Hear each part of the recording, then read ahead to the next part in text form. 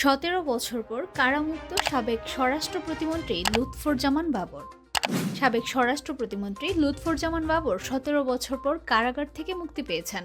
আজ বৃহস্পতিবার বেলা ২টার দিকে তিনি কেরানীগঞ্জের ঢাকা কেন্দ্রীয় কারাগার থেকে বের হয়ে আসেন। এ সময় কারা ফটকে অপেক্ষমান নেত্রকোনা থেকে আসা তার সমর্থক ও বিএনপি নেতাকর্মীরা তাকে ফুলের মালা দিয়ে বরণ করে নেন। বিষয়টি নিশ্চিত করেছেন ঢাকা কেন্দ্রীয় কারাগারের জ্যেষ্ঠ জেল সুপার সুরাইয়া আক্তার। তিনি বলেন, আজ সকালে সাবেক স্বরাষ্ট্র প্রতিমন্ত্রী লুৎফুজ্জামান বাবরের জামিননামার কাগজপত্র কারাগারে পৌঁছায়। কাগজপত্র যাচাই বাছাই শেষে দুপুর ২টার দিকে তাকে কারাগার থেকে মুক্তি দেওয়া হয়।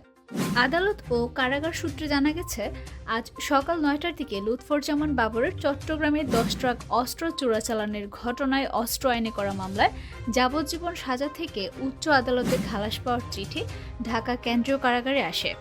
তার আগে ১৮ ডিসেম্বর ১০ ট্রাক অস্ত্র চোরাচালানের ঘটনায় বিশেষ ক্ষমতা আইনের মামলায় মৃত্যুদণ্ডের সাজা থেকে তিনি খালাস পান।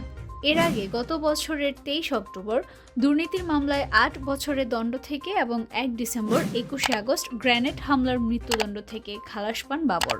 এছাড়া দ্রুত বিচার ট্রাইব্যুনালে বিচারাধীন ৮টি মামলা থেকে ইতিমধ্যে তিনি জামিন পেয়েছেন। কারাগারের অন্যান্য কার্যক্রম শেষে বেলা ২টার দিকে তিনি ঢাকা কেন্দ্রীয় কারাগার থেকে মুক্তি পান।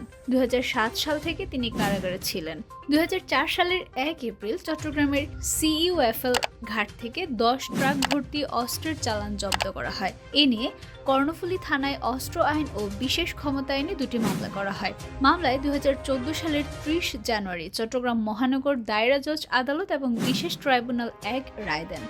এর মধ্যে অস্ত্র চোরাচালান মামলায় বিচারিক আদালতের রায়ে সাবেক শিল্পমন্ত্রী ও জামায়াতে ইসলামীর আমির মতিউর রহমান নিজামী, অন্য মামলায় ফাঁসি কার্যকর সাবেক স্বরাষ্ট্র প্রতিমন্ত্রী লুৎফুজ্জামান বাবর, ভারতের বিচ্ছিন্নতাবাদী সংগঠন উলফার সামরিক কমান্ডার পরেশ বড়ুয়া এবং দুটি গোয়েন্দা সংস্থার ঊর্ধ্বতন কর্মকর্তা সহ ১৪ জনকে ফাঁসির আদেশ দেওয়া হয়।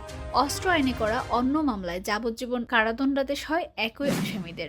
লুৎফুজ্জামান বাবর ১৯৯১ সালে পঞ্চম জাতীয় সংসদ নির্বাচনে স্বতন্ত্র প্রার্থী হিসেবে নেত্রকোনা ৪ মদন মোহনগঞ্জ খালিয়াজুড়ি আসন থেকে সংসদ সদস্য নির্বাচিত হন। এরপর ১৯৯৬ ও ২০০১ সালে সপ্তম ও অষ্টম জাতীয় সংসদ নির্বাচনে সংসদ সদস্য হন। তিনি বিএনপি জামাত জোট সরকারের স্বরাষ্ট্র প্রতিমন্ত্রী ছিলেন। এদিকে লুৎফুজ্জামান বাবরের মুক্তির খবরে নেত্রকোনা থেকে তার সমর্থকেরা ঢাকা কেন্দ্রীয় কারাগারে ভিড় করেন।